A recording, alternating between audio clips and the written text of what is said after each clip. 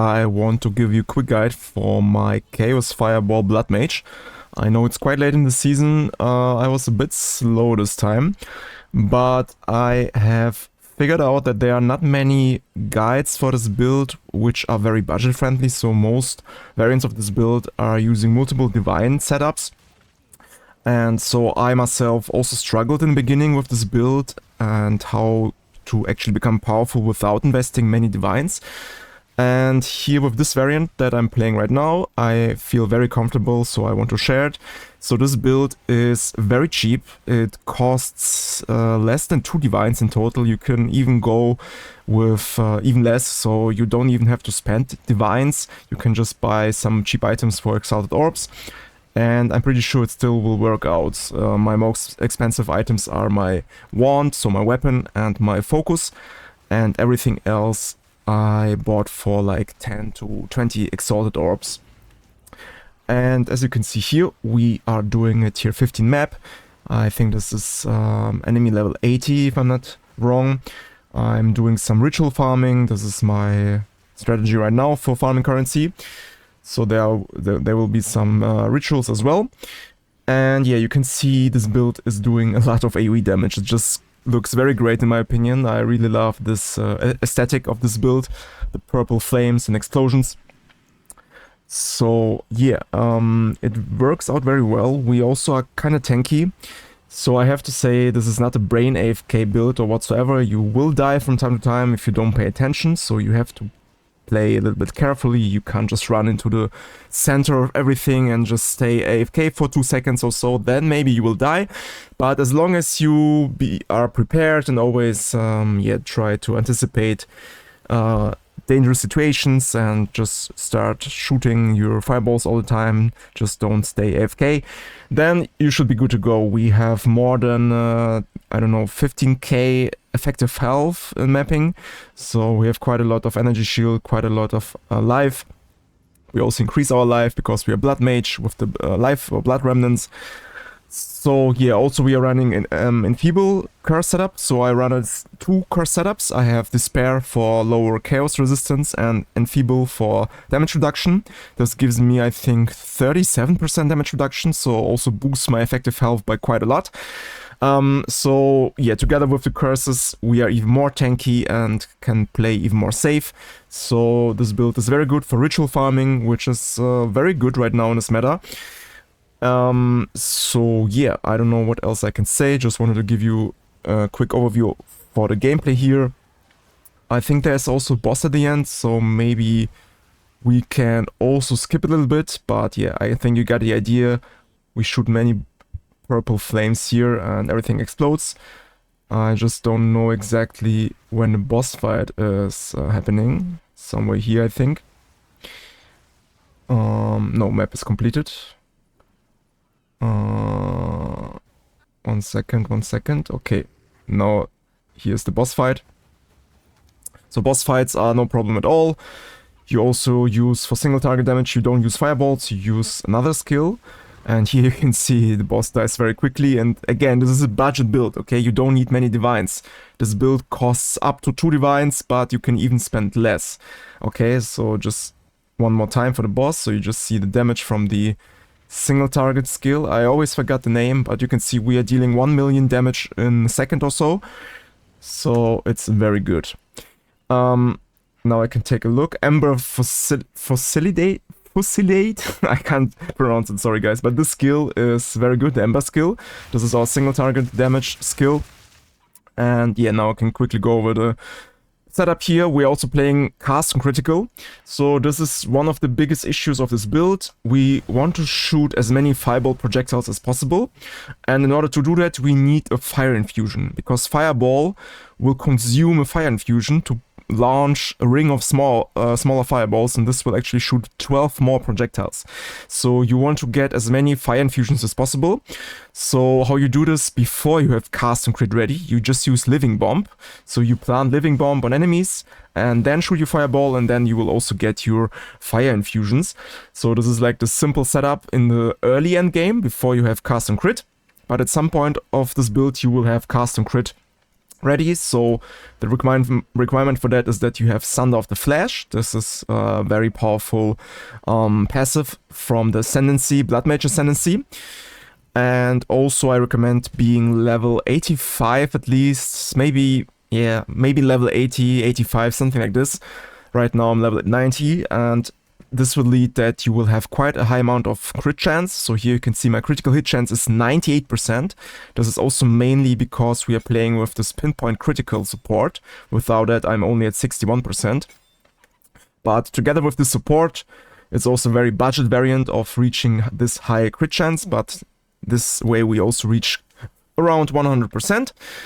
And now we can just use custom crit, and custom crit will cast Snap, and Snap is our infusion generator. So instead of casting Living Bomb manually, you can just use custom crit, and it will automatically cast Snap, which will generate infusions.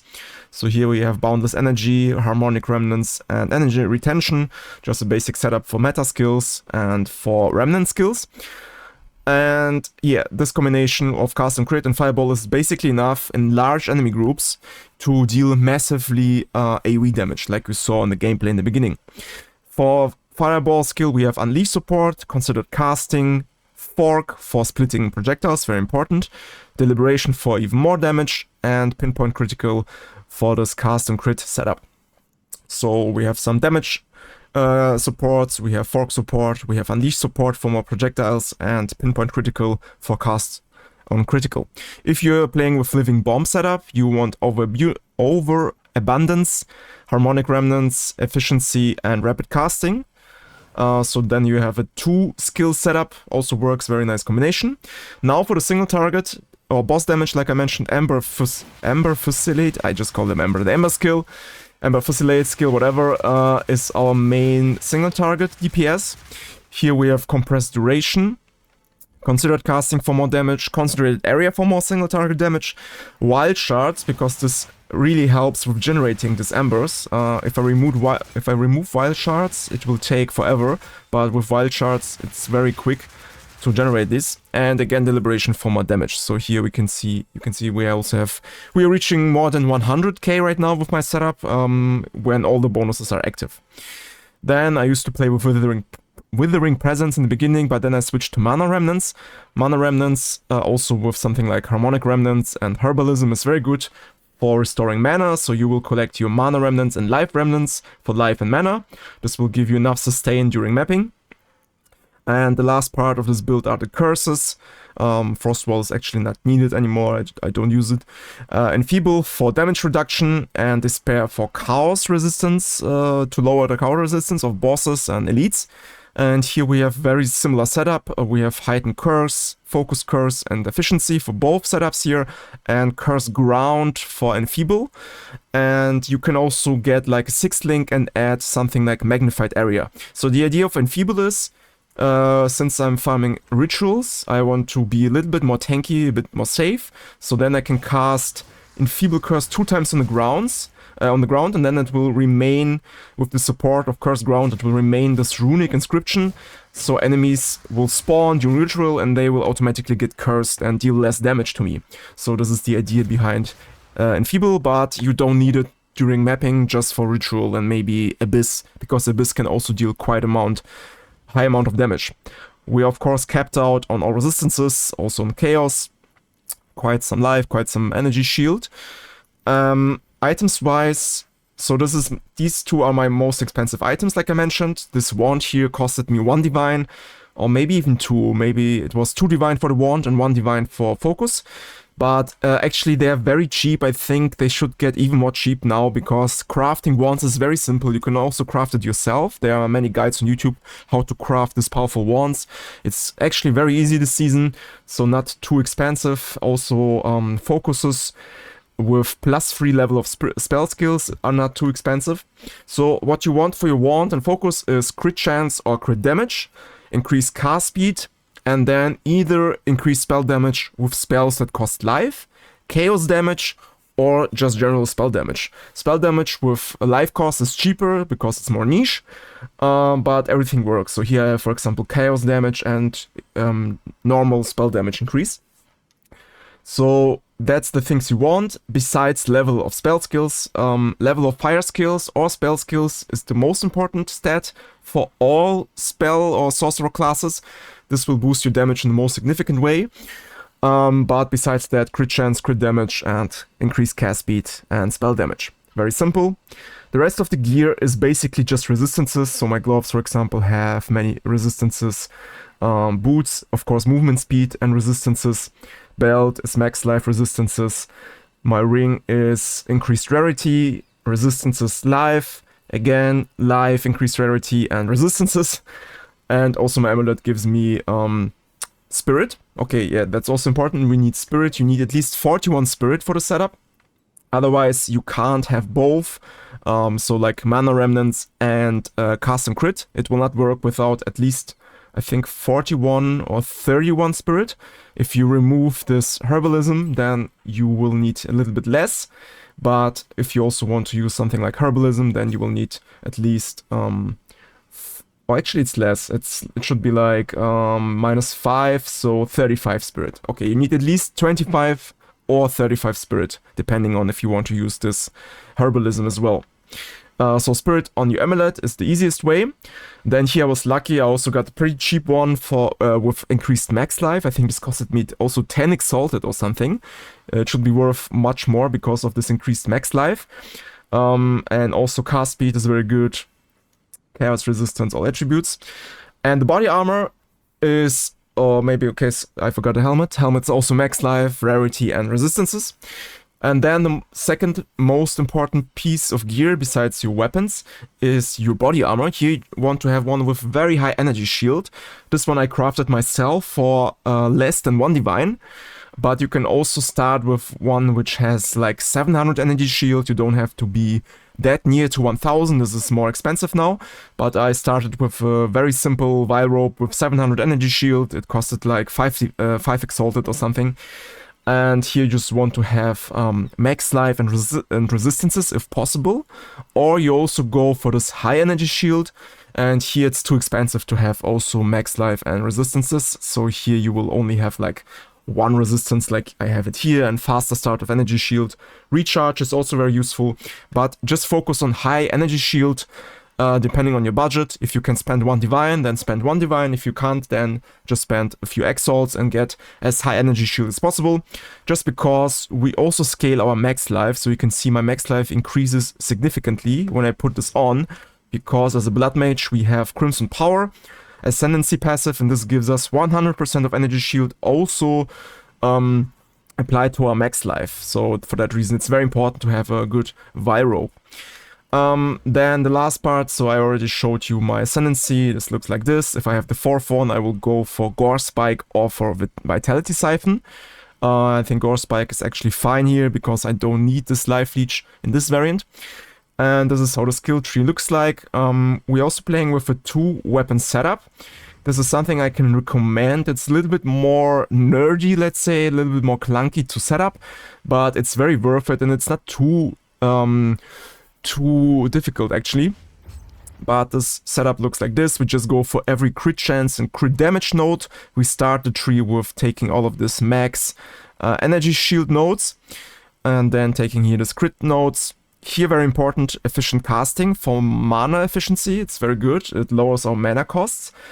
Also here, taking some increased or maxed increased maximum energy shield nodes. Also here and also here. So this is like our defensive layer. We get some maximum energy shield.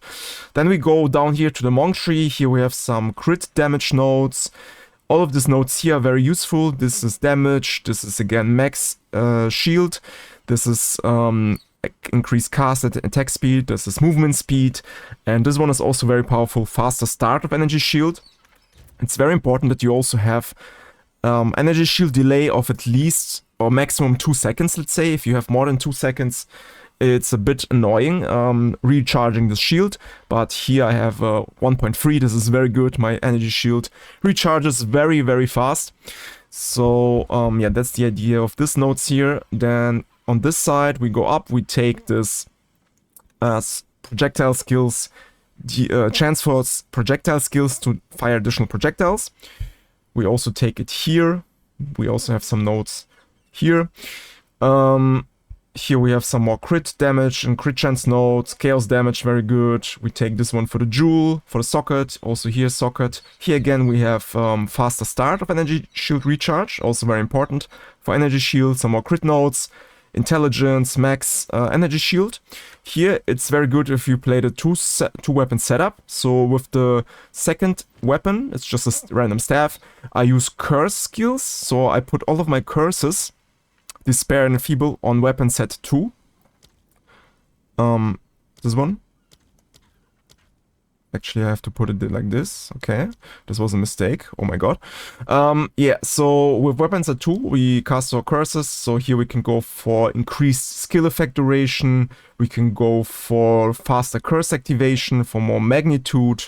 Here we also have increased magnitude and increased curse direction and magnitude. And yeah, this is very helpful for the 2 weapon setup. And then the weapon 1, we can go for reduced skill effect duration. And if reduced skill duration is useful because with this Ember skill, we will be able to shoot these Embers faster, and this will increase our single target DPS as well. But yeah, if you don't want to go for the 2 weapon setup, just take these points anyways. It's worth it, I think. So yeah, here we also have some crit damage, and I think that's actually all. And oh yeah, sorry, here we also have Whispers of Doom for double curse activation. And of course, the most important one is this one, Black Flame Covenant. This will turn our fire damage to chaos damage, and this is also like the foundation of this build. But I think you should be familiar with this if you're looking for a chaos fireball build anyways. So yeah, just a quick guide. I hope this helped you. Very budget friendly build, able to farm ritual on map 15 and also with some crazy modifiers, also quite tanky. And yeah, I hope you enjoyed it. I hope I didn't forget anything. For all of the Diablo people, don't worry, the new Diablo season is starting as well in the next few days, so I will make Diablo content as well again. So yeah, for everyone who's looking for that, also just check out his channel in a few days and then you will find some guides. Okay guys, that's enough for this one. Have a nice day and bye bye.